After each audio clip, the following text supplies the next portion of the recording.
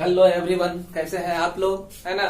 हम लोग पढ़ रहे हैं। आज क्या पढ़ेंगे? आज हम लोग पढ़ेंगे क्लास 10 के लिए, है ना, हिंदी मीडियम से श्वसन के बारे में पढ़ेंगे। श्वसन आप जान रहे हैं कि जैव प्रक्रम लाइफ प्रोसेस के ही अगले प्रक्रम का टॉपिक है ये, है ना। इससे पहले हम लोगों ने पढ़ा था प्राणी में पोषण, जंतुओं में पोषण, पौधे में पोषण, है ना।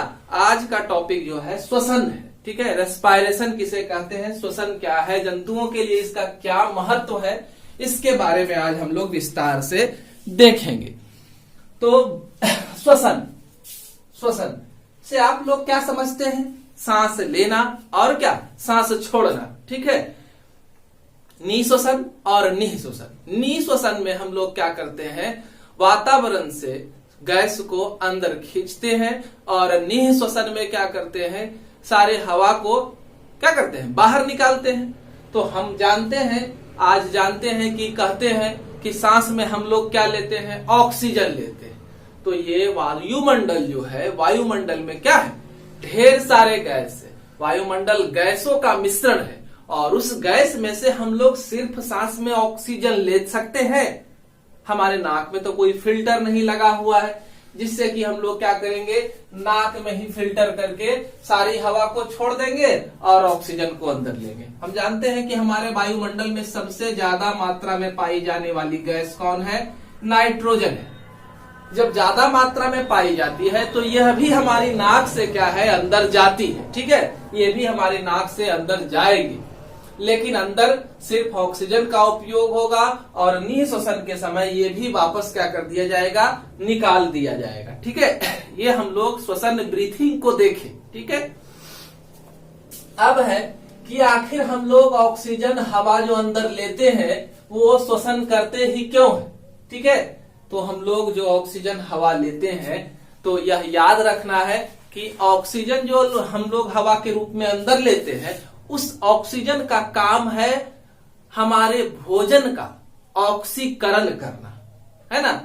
हमारे भोजन का ऑक्सीकरण करना। संक्षेप में आप यह समझ सकते हैं कि श्वसन जो है वह एक ऊर्जा निर्माण की प्रक्रिया है। श्वसन क्या है, ऊर्जा निर्माण की प्रक्रिया है।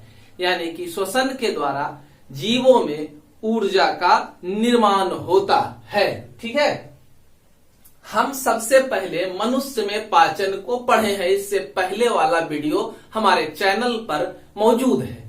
आप अगर हमारे चैनल को सब्सक्राइब नहीं किए हैं तो सब्सक्राइब करेंगे, जिससे कि आपको इससे पीछे वाला वीडियो भी मिलता रहेगा, है ना। और उसे जाकर के पहले अध्ययन कर सकते हैं कि मनुष्य में पाचन किस तरह से संपन्न हुआ, और फिर आगे जो वीडियो आएगा उसका भी आपको नोटिफिकेशन मिलेगा, है ना। इसलिए चैनल को सब्सक्राइब करें और वीडियो को लाइक भी करें। तो हम लोग क्या देख रहे थे कि श्वसन जो होता है, श्वसन के लिए क्या है, ऊर्जा निर्माण की एक प्रक्रिया है। श्वसन में क्या होगा, ऊर्जा का निर्माण होगा। तो सबसे पहले हम लोगों ने पाचन को देखा, है ना। पाचन में हम लोगों ने पढ़ा था कि हम जो भोजन को करते हैं वह भोजन अंततः अपने अंतिम उत्पाद बदलता है। मनुष्य की छोटी आंत उन भोज्य पदार्थों को अंततः तोड़ करके कार्बोहाइड्रेट को ग्लूकोज में, प्रोटीन को एमिनो अम्ल में, वसा को फैटी अम्ल और ग्लिसरॉल में बदल देता है, ठीक है। तो ये हमारा पाचन तंत्र का काम था। अब इस बचे हुए भोजन जो है वो भिलाई के माध्यम से अवशोषित होकर के पहुंच जाते हैं रक्त में, और रक्त से हमारे सारे शरीर के ऊतकों और कोशिकाओं तक इन ग्लूकोज को पहुंचा दिया जाता है। जब ग्लूकोज कोशिका में पहुंच जाएंगे तो क्या होगा, हम हर बार देख रहे हैं कि हर बार भोजन को तोड़ा जा रहा है, तो ग्लूकोज को हमारी कोशिकाओं में भी तोड़ा जाता है, क्योंकि ग्लूकोज का अवशोषण हमारी कोशिका के अंग जो है वो नहीं कर पाते। उनसे ऊर्जा निर्माण के लिए इस ग्लूकोज को पुनः विखंडित किया जाता है, और विखंडन करने की प्रक्रिया ही क्या कहलाती है, श्वसन कहलाती है, ठीक है। तो श्वसन, अब आपके दिमाग से यह बात निकल जाना चाहिए कि श्वसन का मतलब हुआ सांस लेना और छोड़ना, है ना। सांस लेते हैं और छोड़ते हैं वह ब्रीथिंग कहलाता है, है ना। और सांस लेने और छोड़ने से मतलब नहीं है, क्योंकि हमारे पचे हुए भोजन से, पहले लाइन को देखिए, हमारे पचे हुए भोजन से ऊर्जा का उत्पादन ऑक्सीकरण के द्वारा होता है। ऑक्सीकरण के द्वारा, भोजन को और विखंडित करने के द्वारा। ऑक्सीकरण कैसा हो सकता है? अवायवीय या फिर क्या? वायवीय। अवायवीय, अ में नहीं, वायवीय माने हवा की उपस्थिति नहीं चाहिए, ऑक्सीजन नहीं चाहिए, यानी कि हमारा भोजन बिना ऑक्सीजन के भी टूटता है। वायवीय, इसमें ऑक्सीजन की उपलब्धता जरूरी है। तो आप समझ गए कि श्वसन जब बिना ऑक्सीजन के भी हो रहा है तो इसके लिए O2 का होना न होना, है ना, अंतर है। लेकिन ऐसा हम नहीं कह सकते हैं कि श्वसन का मतलब ऑक्सीजन को अंदर लेना, है ना। यह बात क्लियर हो गई। अब है तो वही डिफाइन करके यहां लिखे हैं, श्वसन उन सभी प्रक्रियाओं का सम्मिलित रूप है जिसके द्वारा शरीर में ऊर्जा का निर्माण होता है। मतलब निष्कर्ष निकला कि श्वसन एक ऐसी प्रक्रिया है जिसके द्वारा ऊर्जा का निर्माण होगा। और ऊर्जा के लिए हमारे जो कच्चे पदार्थ ईंधन होंगे, वह ईंधन ग्लूकोज, वसा, एमिनो अम्ल है। हमारा भोजन कहां पहुंचा था? कोशिका तक। कोशिका के अंदर इसका पाचन होता है, यानी कि ऑक्सीकरण होता है। तो कोशिका इसी को तोड़ करके ऊर्जा बनाती है, यानी कि कोशिका के लिए ईंधन कौन है? ग्लूकोज, वसा और एमिनो अम्ल, है ना। और ऊर्जा का रूप हमारी कोशिकाओं के अंदर क्या है? एटीपी, यानी कि हमारी कोशिका के जो अंग है वह किसे ग्रहण करते हैं? एटीपी को। एटीपी का पूर्ण नाम क्या है? तो इसका नाम मैं नीचे लिख रहा हूं, एडिनोसिन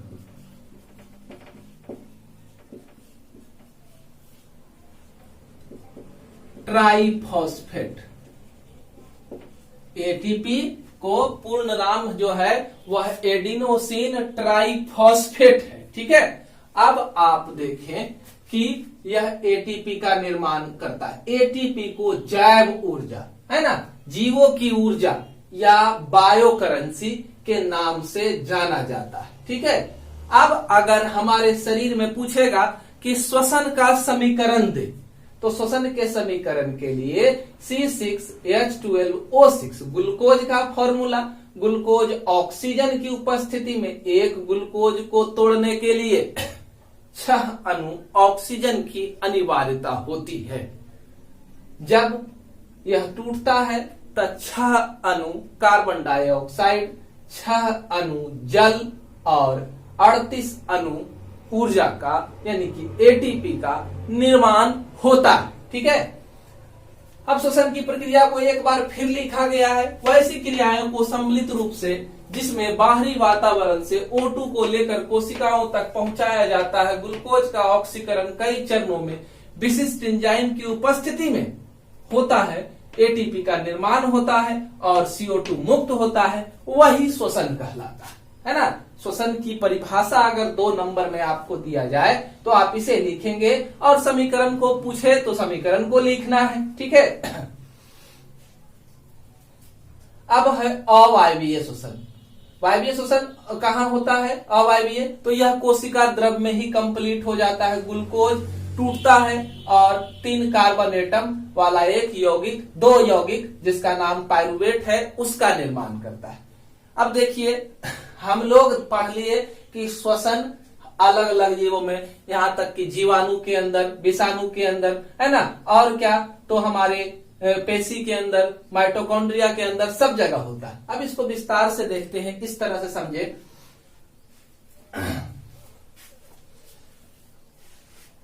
कि हमारा जो है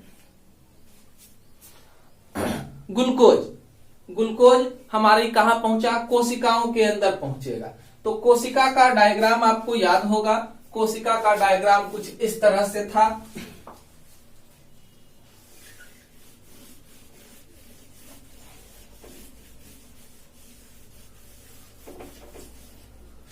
कोशिका इस तरह से थी।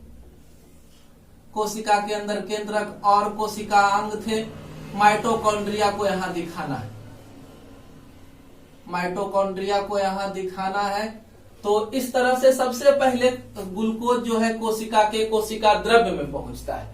कोशिका द्रव्य, किसी भी जीव जंतु के कोशिका द्रव्य में जब ग्लूकोज पहुंचता है तो वहां एक प्रक्रिया होती है जिसको कहा जाता है ग्लाइकोलाइसिस, है ना। उस प्रक्रिया को क्या कहते हैं? ग्लाइकोलाइसिस। यानी हमारा जो ग्लूकोज है वह 6 कार्बन वाला एक यौगिक है ना। यह यौगिक ग्लाइकोलाइसिस मतलब होता है ग्लूकोज का विच्छेदन के प्रक्रिया के फलस्वरूप 2 अणु पायरुविक एसिड का निर्माण करता है। क्या बनाता है? पायरुविक एसिड, पायरुविक अम्ल का निर्माण करता है ना। एक ग्लूकोज टूटेगा तो 3 कार्बन यौगिक वाला पायरुविक अम्ल का निर्माण होगा कोशिका द्रव्य में। इस प्रक्रिया को ही क्या कहते हैं? ग्लाइकोलाइसिस। श्वसन वायवीय हो मतलब ऑक्सीजन की उपस्थिति में हो या फिर अवायवीय हो तो ऑक्सीजन की अनुपस्थिति में हो, दोनों कंडीशन में ग्लाइकोलाइसिस होगा। यानी कि पायरुविक अम्ल का निर्माण होने के बाद ही आगे की प्रक्रिया पूर्ण होगी। तो हम यहाँ पर एक चार्ट बनाए हैं जिसके द्वारा अलग अलग स्थानों पर ग्लूकोज के विखंडन के बाद ऊर्जा के निर्माण की प्रक्रिया को देखें। तो सबसे पहले ग्लूकोज जो है आपका कोशिका द्रव्य में जाता है तो यह 2 अणु वाला पायरुविक अम्ल बना, इसको यहाँ पायरुवेट लिखे हैं क्योंकि श्वसन की सारी प्रक्रिया आयन के रूप में होती है, इसलिए पायरुविक अम्ल का आयोनिक रूप जो है वह पायरुवेट है ना। और एटीपी का निर्माण होता है, ठीक है, एटीपी बनता है यहां भी। अब देखें पायरुवेट का जो रचना है वह पायरुवेट की रचना कैसी होती है? स्ट्रक्चर फॉर्मूला इसका क्या है? तो C3H4O3, C3H4O3 इसका रचना है। स्ट्रक्चर बनाए हैं C के साथ 3 हाइड्रोजन और फिर यहाँ पर C के साथ डबल बॉन्ड के साथ हाइड्रोजन। हम जानते हैं कार्बन की टेट्रा वैलेंसी होती है, तो कार्बन 3 हाइड्रोजन के साथ जुड़ा, एक बॉन्ड यहाँ है तो 4 बॉन्ड इसका पूरा हो गया, फिर एक बॉन्ड, 2 बॉन्ड यहाँ, 3 और 1 4। इस तरह से O और OH लगा हुआ है हमारा। पायरुवेट का रचना देख लें आप।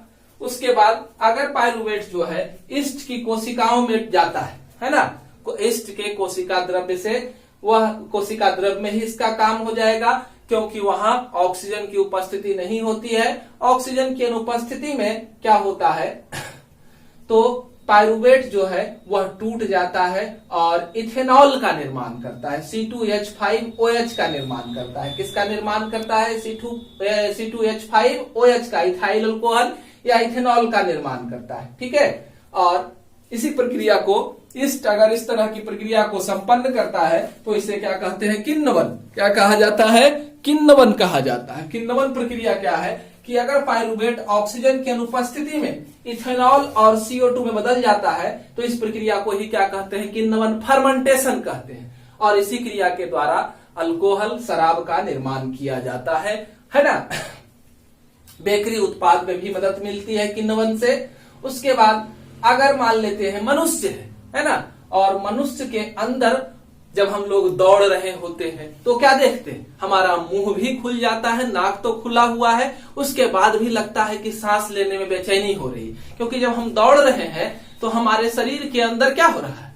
काफी ऊर्जा की जरूरत हो रही है, ऊर्जा बढ़ जा रहा है ना। ऊर्जा की जरूरत बढ़ जा रही है और ऊर्जा एटीपी जमा नहीं रहता है, वो एट ए टाइम बनता है।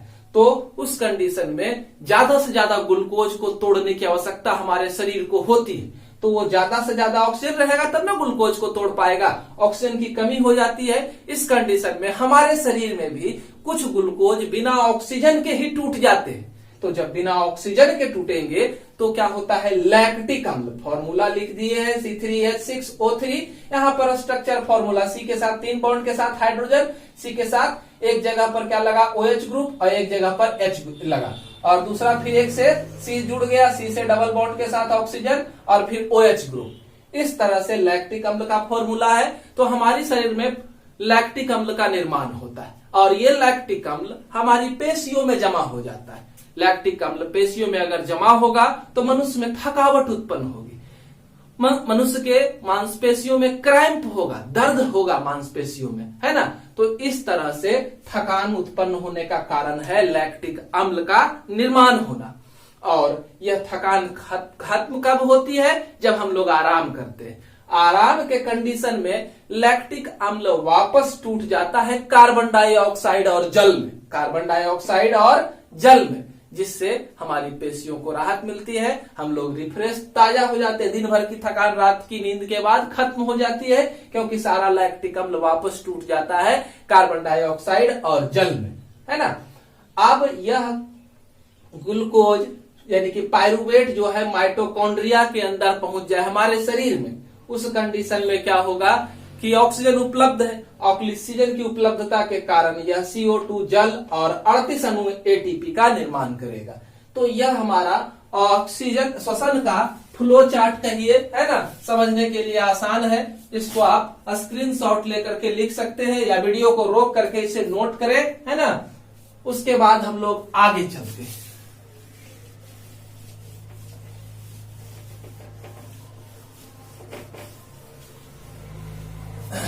अब देखिए कि अवायवीय श्वसन और वायवीय श्वसन में अंतर क्या है। अवायवीय श्वसन और वायवीय श्वसन में अंतर क्या है? तो अवायवीय श्वसन और वायवीय श्वसन, तो अवायवीय क्या है? ऑक्सीजन की अनुपस्थिति में संपन्न होता है, ऑक्सीजन का जरूरत नहीं होता है। दूसरा, यह ऑक्सीजन की उपस्थिति में संपन्न होगा। पूरा अवायवीय श्वसन कोशिका द्रव्य के अंदर संपन्न होगा, है ना। और क्या, यह जो है इसका प्रथम चरण कोशिका द्रव्य में और द्वितीय चरण माइटोकॉन्ड्रिया के अंदर संपन्न होता है ना। माइटोकॉन्ड्रिया के अंदर को क्या होगा? ऑक्सीजन की उपलब्धता होगी, वहीं यह टूटेगा, है ना। तो यहां पर क्या है, ऑक्सीजन नहीं मिलेगा तो ग्लूकोज का पूर्ण विखंडन नहीं होगा, मात्र 2 ATP बनेगा। आप देखिए वायवीय और अवायवीय श्वसन को इस तरह से समझिए कि एक हलवाई की दुकान है ना। सुबह का समय है, अभी कस्टमर का अभाव है, उसने कोयले को डाल दिया चूल्हे में, कोयला धुआं धुआं करके जल रहा है। कोई गर्मी है? नहीं है। लेकिन जैसे ही उसके दुकान पर कस्टमर आना शुरू हुआ, उसने क्या किया, चूल्हे के नीचे एक पंखा लगा दिया। पंखे के कारण ऑक्सीजन पूरे कोयले तक पहुंचने लगा और क्या हुआ, श्वसन की प्रक्रिया तेज हो गई, है ना। और ऑक्सीजन की उपस्थिति में हम जानते हैं दहन के लिए भी ऑक्सीजन अनिवार्य है ना। दहन के लिए ऑक्सीजन भी क्या है, अनिवार्य है। तो जब ऑक्सीजन मिला तो कोयला अच्छे से जला और ज्यादा मात्रा में ताप की प्राप्ति हुई। तो उसी तरह से हमारे शरीर में जब ऑक्सीजन मिलेगा तो ग्लूकोज का पूर्ण दहन होगा, और अगर ऑक्सीजन नहीं मिलेगा तो ग्लूकोज का अपूर्ण दहन होगा, मात्र 2 ATP बनेगा। और अगर ऑक्सीजन मिला तो एक ग्लूकोज से ही 38 ATP, यानी कि हम यहाँ देख रहे हैं, यहाँ पर हमारी ऊर्जा की बर्बादी होती है अवायवीय श्वसन में, ठीक है। और छोटे जीव जैसे कि ईस्ट को देखें, वह जीवन जीवित ही है अवायवीय श्वसन पर, उसमें कभी भी वायवीय श्वसन नहीं होता है। तो छोटा जीव है, कम ऊर्जा से उसका काम चल जाता है, इस वजह से वह जीवित है ना। हम लोग अंतर देख रहे थे, तो इसमें 2 ATP बनता है, इसमें 38 ATP।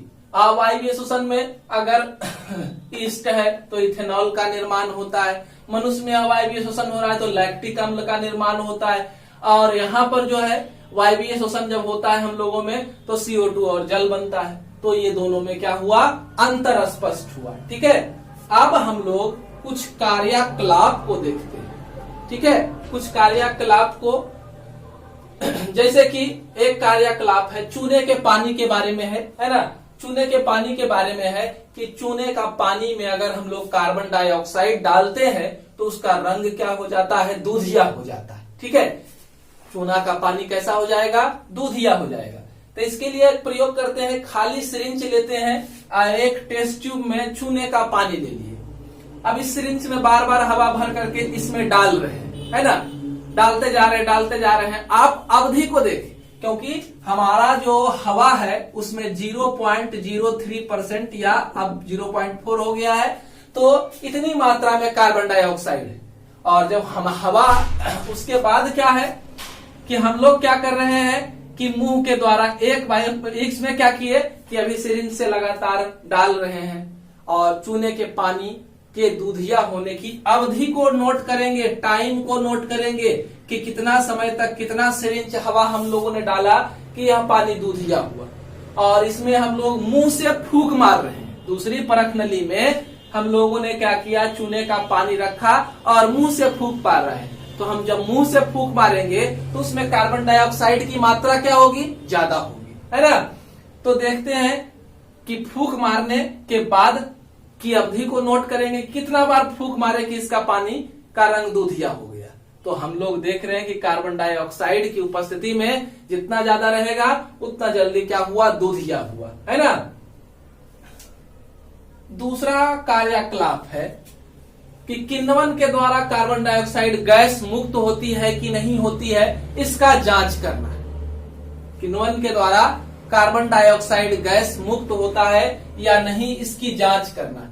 तो थोड़ा सा चीनी का घोल बनाएंगे एक बीकर में, और इस बीकर के अंदर ईस्ट को कुछ मात्रा में डाल देंगे।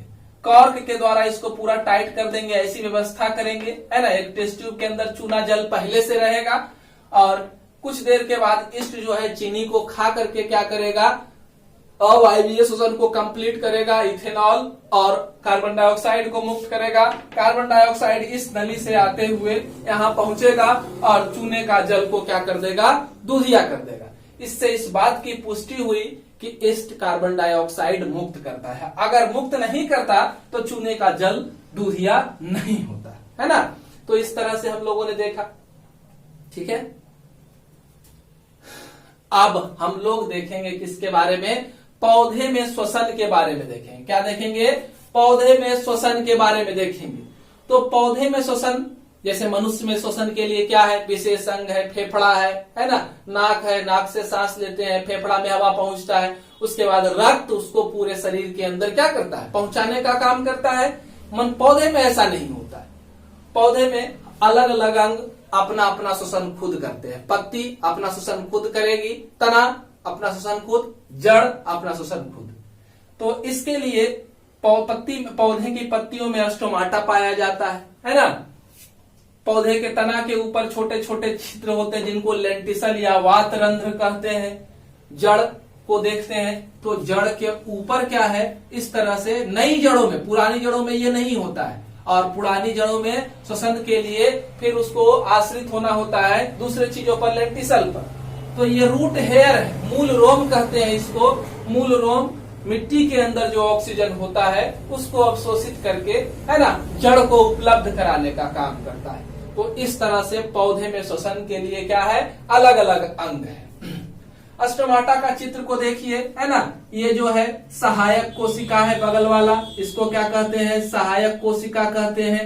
ये जो है ये रक्षक कोशिका कहलाता है। और इसके ऊपर जो है ये जो देख रहे हैं बिंदु के आकार की, ये क्लोरोफिल है। ये क्या है, क्लोरोफिल है, ठीक है। यह रचना क्या कहलाती है, क्लोरोफिल कहलाती है। स्टोमाटा पत्तियों के ऊपर नहीं दिखने वाला काफी छोटा छोटा छिद्र होता है। पत्तियों की संरचना के अनुसार से उसके ऊपर 250 से लेकर के 500 तक, है ना, एक पत्ती के ऊपर छोटे छोटे छिद्र होते हैं, स्टोमाटा पाए जाते हैं, है ना। इसी के द्वारा पौधे में गैसीय विनियम होता है। स्टोमाटा के कार्य, है ना, तो यह श्वसन में मदद करता है, गैसीय विनिमय में मदद करता है। प्रकाश संश्लेषण के समय कार्बन डाइऑक्साइड को अंदर लेगा और ऑक्सीजन को बाहर निकालेगा। श्वसन के समय ऑक्सीजन को अंदर लेगा और कार्बन डाइऑक्साइड को बाहर निकालेगा।